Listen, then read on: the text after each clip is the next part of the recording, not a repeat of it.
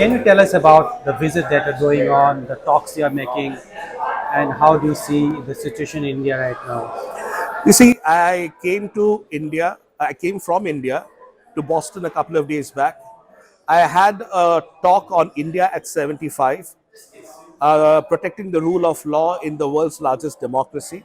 That was at the Harvard Law School में था और करीब 30 से 35 बच्चे थे और प्रोफेसर्स थे और चर्चा प्राइमरीली हुई in terms of how we are going to work towards building a more stronger and a more resilient India.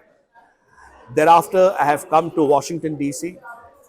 This evening, we are having this conversation where we are having communications regarding how India is becoming much more stronger. And thirdly, tomorrow in New York, I'm having another talk. And in that talk, it is basically about the opportunities and the challenges that India has at 75. So basically, these are the three areas that I'm having these three conversations. And there are no specific conversations as such aimed about it. I believe that we should keep on talking to each other. जो सोच का आदान प्रदान होना चाहिए, that must keep on going. And I believe India has a great future going forward. I believe we are right now on the cusp of becoming the third largest economy. We're the fifth largest economy. Goldman Sachs has written very recently, we might tip United States as the second largest economy by 2075. I believe we can do it much earlier. So India is moving forward very strongly. When you speech, I didn't hear it, but how do you see the law and order situation in India right now? I believe India as a democracy is very strong. Of course, like any democracy, India has its challenges, and those challenges have to be met either at the state or at the center. But I am not one of those politicians who says everything is bad or everything is good. I believe there are a lot of things that are good. There are certain things that need to be improved and certain things that are not desirable. So I am of a firm believer as a parliamentarian that India is a growth story, and the law and order situation, at times there are sporadic incidences that do happen, which is unfortunate. But largely, if you see, India is peaceful. The Indian youth is growing, the Indian youth is aspirational and wants to take India forward.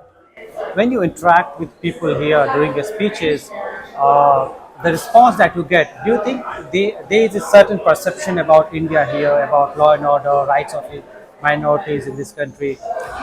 I think people are the reactions that I get from people is people are very inquisitive to know what is the role that India is going to play in the international scenario in the coming days, because most of them are international audiences. So they want to understand the role that India wants to play in the geopolitics of the country, of the world. In the space that we are, the biggest strength that we have is the demographic dividend. With such a about 60% of the population being young, it provides a great opportunity to actually build on the story going forward. So the reactions come in terms of where do you see India 20 years down the line, 25 years down the line? What about the economic? So people are more focused on the economy, they're focused on the opportunities, they want to collaborate, they want to find out how India intends to collaborate, they want to understand about the innovations that India has, they want to explore how they can become a part of this growth story. So this has been the overall narrative because these are international audiences. So whether they have a greater understanding of India or not, I do not know. But everybody is gung-ho that India is a growth story and let's become a part of it. You know, a section of the mainstream media is portraying a different picture about India when it comes to law and order, rights, human rights. In interaction, does the people have the same kind of feeling, or you think they have a different story? As I said, the international audience that I'm really meeting are focused on two or three major areas. First major area is India the future growth story that we should be a part of? Because no one wants to miss out the bus, because United States has plateaued, Europe has plateaued, Africa is growing but not at the same pace. But India as an economic horsepower is actually moving forward.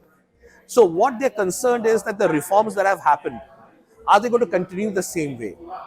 The kind of growth that we are seeing, will growth continue the same way? Will unemployment become an issue? Will inflation become an issue? Will greater regulations go away, by which that more and more private enterprise will come? So this has been primarily the audience that I've met so far. So I don't know what will happen on New York when I get to the New York Harvard Club. But these are mostly intellectuals, think tanks, young youth, students who are more focused on the India growth story than other aspects that we In mentioned. that India growth story, how does regional parties in India, like BJ Janata Dal, regional parties have strong presence in India as well, how they can play a role in India's growth story? I believe the regional parties have a great role in Indian democratic fabric because there are two national parties, of course, the BJP and the Congress. But again, they are confined to specific areas. But if you look at regional parties like the Biju Janata Dal, of which I am a member of parliament, for the last 23 years, we have been serving the people of Odisha. Now, why are people voting again and again for a regional party? Because they believe that a strong regional party is needed because it can bargain hard with the center.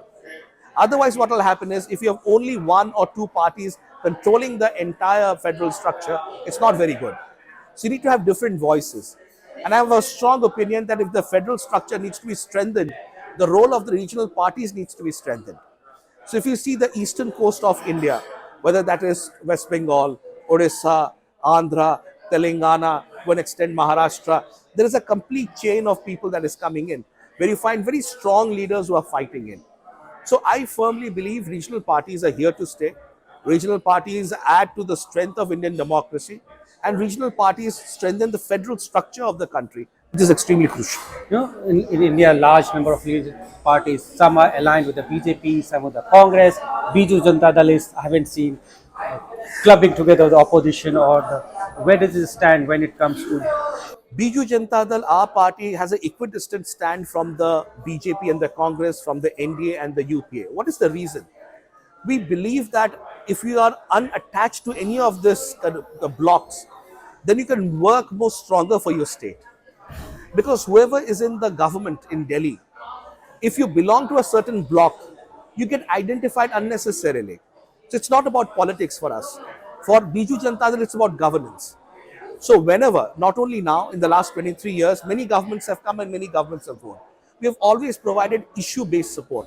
We have not provided our support close-eyed. Even today, we say we are a party for the state of Odisha. We are a party by the state of Odisha, and we want to work within the state of Odisha. We have no national aspirations. But the growth of Odisha is of primary focus. For that, we are neither with the UPA nor with the NDA. but when it comes to voting in the parliament on key national security issues, how do you see which side you will take care of? You see, if you look at history, on Article 370, we have supported because we felt Article 370 should go. On triple talaq, we had supported because we felt triple talaq should go. But on farm bills, we had opposed it and we had walked out. On the Delhi GNTD bill, we had opposed and we had walked out. So on GST earlier, we had supported because we felt GST was a good thing. So therefore, on issues of national importance, which will strengthen the national fabric, we are with whichever government. It's not about the party, because from 2004 to 2014, you had the Congress. From 14 to now, you have the BJP. So we do not look at the party in power. We look at the government, and accordingly we decide an issue-based support, so that the national security and the national importance is sustained. At the same time, our federal structure as well as our regional identity is also sustained. One last question I want to ask you. The chief minister, right, despite being in power for more than 2 decades, his popularity is not coming down, right? His continues to be popular. It's very rare in politics after you be in power for so many years. So does this with the prime minister as well. After 9 years power, latest survey says that he's quite popular. His popularity. How do you see his government in last 9 years performing for India's development? You see, I can't talk about the Prime Minister per se. The people of India will decide it in next year. But as far as my leader, Honorable Chief Minister Shri Naveen Patnaik ji is concerned, whatever I have seen in the last 23 years, having been born and raised in Odisha, people have voted for him not for rhetoric. People have voted for him for work. If you see, Mr. Naveen Patnaik hardly speaks much, but he always says, I don't want to speak. My words should not speak. My actions should speak. So I firmly believe that people will bless that government and that party which works for the people. So the clearer example is Mr. Naveen Patnaik. You'll never hear him saying anything bad about anyone. कोई अपशब्द उन्होंने use किया हो कभी आपने सुना नहीं होगा. So 23 साल की लंबी political innings में, without saying a bad word against anyone, how is he able to sustain? That is a new form of politics that India should also adapt to, which is governance.